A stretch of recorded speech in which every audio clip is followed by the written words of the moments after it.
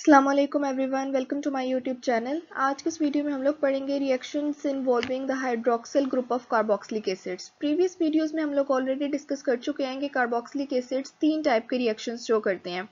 एक ऐसे टाइप का रिएक्शन होता है कि जिसमें हाइड्रोजन एटम जो है कार्बोक्सिलिक एसिड्स में वो इन्वॉल्व होता है, और एक ऐसे टाइप का रिएक्शन है जिसमें हाइड्रोक्सिल ग्रुप इन्वॉल्व होता है इन द रिएक्शन। मींस कि या तो इसकी रिप्लेसमेंट हो रही है या फिर ये किसी और ग्रुप के साथ रिएक्ट करके कोई बॉन्ड बना रहा है, या फिर तीसरे टाइप के वो रिएक्शंस हैं जिसमें carboxyl group as a whole involve होता है इन रिएक्शंस। सो आज की वीडियो में हम लोग ऐसे रिएक्शंस को स्टडी करेंगे कि जिसमें हाइड्रोक्सिल ग्रुप इन्वॉल्व होता है कार्बोक्सिलिक एसिड्स का। सो कार्बोक्सिलिक एसिड्स का जैसे कि हमें पता है कि this is basically a formula representing a carboxyl functional group, और कार्बोक्सिल फंक्शनल ग्रुप में दो टाइप के फंक्शनल ग्रुप्स प्रेजेंट होते हैं। One is a carbonyl functional group, this part is representing a carbonyl functional group, and this is representing a hydroxyl functional group.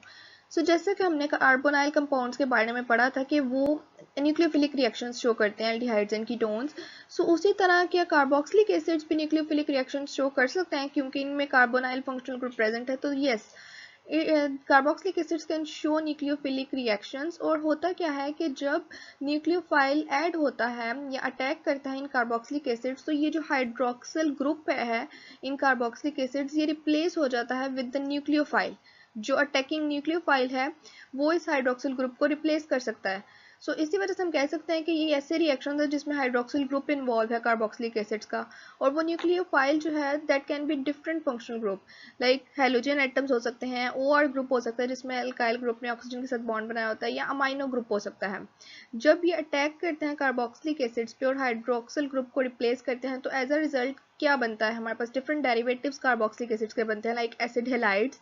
अगर तो इस hydroxyl group को hydrogen atom ने रिप्लेस किया है तो एसिड हेलाइड्स बनते हैं। ओआर ग्रुप ने अगर इसे रिप्लेस किया है तो एस्टर्स बनते हैं, और अगर अमाइनो ग्रुप ने रिप्लेस किया है तो अमाइड्स बनते हैं। These are basically derivatives of carboxylic acids. अब अगर हम एग्जांपल्स की बात करें जिनमें हाइड्रोक्सिल ग्रुप इन्वॉल्व है, जो रिएक्शंस हम स्टडी करते हैं मोस्टली, तो ऐसे रिएक्शंस में हमारे पास एक एग्जांपल आती है reactions with PCl5 and SOCl2। PCl5 basically represents phosphorus pentachloride and this is representing thionyl chloride. कि जब फॉस्फोरस पेंटाक्लोराइड और थायोनाइल क्लोराइड के साथ रिएक्ट करते हैं कार्बोक्सिलिक एसिड्स, तो क्या होता है, एसिड हेलाइड्स बनते हैं। और इन रिएक्शंस में भी basically this hydroxyl group is being involved. ये जो कार्बोक्सिलिक एसिड्स में हाइड्रोक्सिल ग्रुप होता है, इसी की रिप्लेसमेंट हो रही होती है ना with the coming with attacking nucleophile, ये जो भी फंक्शनल ग्रुप होता है। तो देखिए हो क्या रहा है कि जब carboxylic acid, this is basically an acidic acid, ये रिएक्ट कर रहा है विद फॉस्फोरस पेंटाक्लोराइड, तो क्या प्रोडक्ट्स बन रहे हैं हमारे पास, acid halide which is acetyl chloride, phosphorus oxychloride and HCl as byproducts are formed. Similarly, जब thionyl chloride के साथ acetic acid react कर रहा है तो भी हमारे पास क्या प्रोडक्ट बन रहा है, acid halide which is basically here acetyl chloride and sulfur dioxide plus HCl. So ये जो हाइड्रोक्सिल ग्रुप है यही रिप्लेस हुआ है ना with chlorine atom in carboxylic acids. So this is basically a derivative of carboxylic acid जो कि है acid halide. मैकेनिज्म की अगर बात करें इस रिएक्शन की, तो दोनों का मैकेनिज्म सेम ही है, फॉस्फोरस पेंटाक्लोराइड और थायोनाइल क्लोराइड का। हो क्या रहा है इसमें, देखें सबसे पहले तो जब कार्बोक्सिलिक एसिड्स के सॉल्यूशन में थायोनाइल क्लोराइड को ऐड किया जाए तो ये प्रोटॉन जो है वो डिसोसिएट हो जाता है। उसी तरह ये भी सॉल्ट है ना, तो यहाँ से भी ये एक्वा सॉल्यूशन में ये जो आयंस में डिसोसिएट हो सकता है। So chloride ion and H positive ions जो हैं वो डिसोसिएट हो गए होते हैं। सो बॉन्ड किसके दरमियान बनता है, with oxygen and this sulphur. ये जो ऑक्सीजन है कार्बोक्सिलिक एसिड का और ये जो थायोनाइल क्लोराइड का सल्फर है, इन दोनों के दरमियान बॉन्ड बनता है क्योंकि ये हाइड्रोजन एटम तो पहले ही रिप्लेस हो गया होता है, पहले ही डिसोसिएट हो गया होता है। So this is basically an intermediate कि जिसमें कार्बोक्सिलिक एसिड ने रिएक्ट किया होता है with thionyl chloride. These H positive and chloride ions are present in the solution. अब ये जो ग्रुप है इसमें ये जो इलेक्ट्रोफिलिक कार्बन है, कार्बोनाइल ग्रुप की कार्बन, इस पे अगेन अटैक करता है ये जो क्लोराइड रिएक्शन सॉल्यूशन में प्रेजेंट होता है, ये अटैक करता है acting as a nucleophile here. इसने अटैक करना है इस कार्बोनाइल ग्रुप के कार्बन पे, और ये जो डबल बॉन्ड है बिटवीन कार्बन एंड ऑक्सीजन इसने ब्रेक हो जाना है। क्यों, क्योंकि कार्बन की वैलेंसी ही 4 बॉन्ड्स बनाने की है। सो अगर एक बॉन्ड इसने इसके साथ बनाया हुआ है, एल्काइल ग्रुप के साथ, एक ऑक्सीजन के साथ, एक ऊपर वाले ऑक्सीजन के साथ और एक क्लोराइड आयन के साथ ये बॉन्ड बनाएगा, तो ये जो पाई बॉन्ड है बिटवीन कार्बन एंड ऑक्सीजन, इसको ब्रेक होना पड़ेगा। ठीक, तो ये बॉन्ड ब्रेक हो जाएगी टेम्परेरीली, और ऑक्सीजन पे क्या चार्ज आ जाएगा? नेगेटिव चार्ज आ जाएगा। क्यों? क्योंकि ऑक्सीजन कितनी बॉन्ड्स बनाता है? 2 बॉन्ड्स बनाता है, इसी वजह से इस पे नेगेटिव चार्ज आ गया। अब इस फॉर्म में ये स्टेबल नहीं है, ये इंटरमीडिएट, क्योंकि आयंस प्रेजेंट है ना, तो न्यूट्रल फॉर्म में ही स्टेबल होता है कंपाउंड, या फिर बैलेंस्ड चार्जेस हों। इसी वजह से क्या होता है कि ये ऑक्सीजन रीअरेंज होता है, ये अगेन डबल बॉन्ड बनाता है इस ऑक्सीजन के साथ। एज अ रिजल्ट ये कार्बन क्या करता है? इस ऑक्सीजन के साथ बॉन्ड को ब्रेक कर लेता है। जैसा कि आप यहाँ पे स्टेप 3 में देख सकते हैं, ये ऑक्सीजन दोबारा इस कार्बन के साथ डबल बॉन्ड बना रहा है।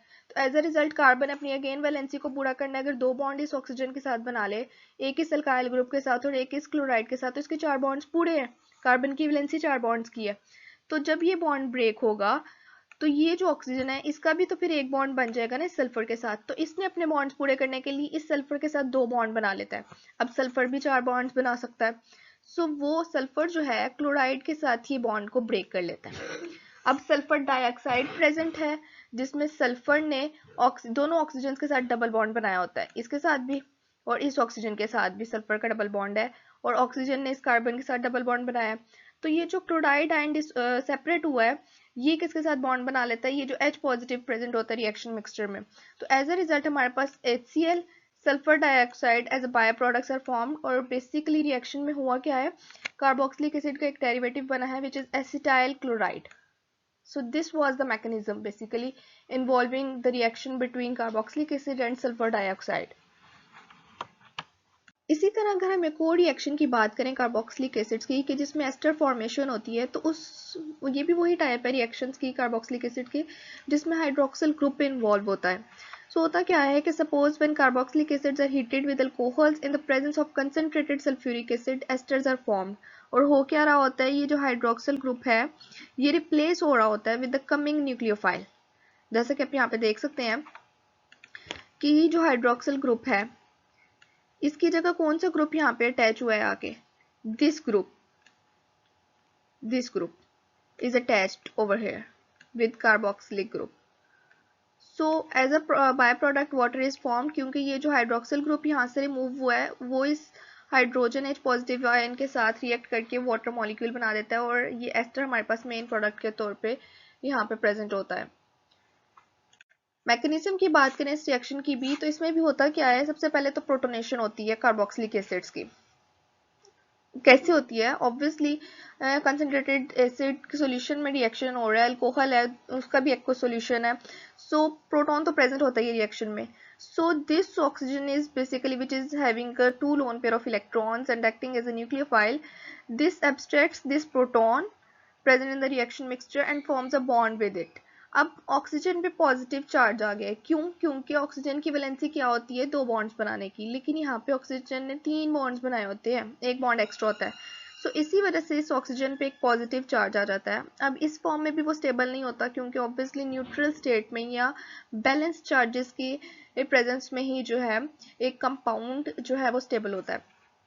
तो इसको स्टेबलाइज करने के लिए क्या होगा कि जब ये जो अल्कोहल प्रेजेंट है रिएक्शन मिक्सचर में, उसके पास भी तो ऑक्सीजन है, ऑक्सीजन के पास लोन पेयर ऑफ इलेक्ट्रॉन्स है जो कि अटैक कर सकता है ऑन दिस इलेक्ट्रोफिलिक कार्बन, जो कि कार्बोक्सिलिक एसिड्स की कार्बन है, कार्बोनाइल ग्रुप की कार्बन।